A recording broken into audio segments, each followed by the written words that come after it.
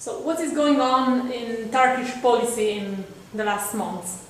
Well, in the last few months, Turkish politics have become increasingly polarized due to a corruption scandal that is hitting the government now, the government of Prime Minister Erdogan and his Justice and Development Party.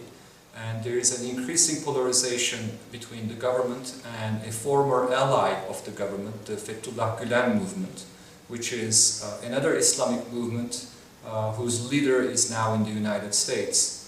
This battle has turned into a major battle between two former allies, and now the government claims that this was an attempted coup to basically unseat the government, and that the corruption scandals are essentially baseless. What has happened is that now the government is trying to curb the freedom of the judiciary and also freedom of expression and freedom of information. Therefore, there is a major polarization, as I said, between the government and its former ally. And I think this is a very different situation than the past, because in the past Turkish politics was polarized between the Islamists and the secularists, whereas now the real battle happens to be between the two Islamic camps of Turkey. And how would this impact on Turkish face, let's say, all over the world?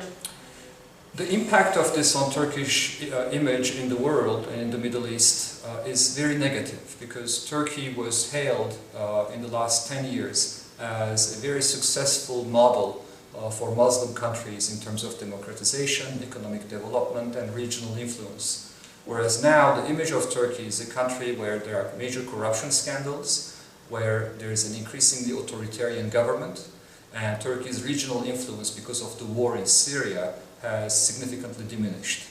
Therefore, even in the context of Turkey-EU relations or Turkey's relations with the United States, I think we can say that the appeal of the Turkish government and Turkey as a model of democratization and as a model of compatibility between Islam, democracy and secularism is no longer valid.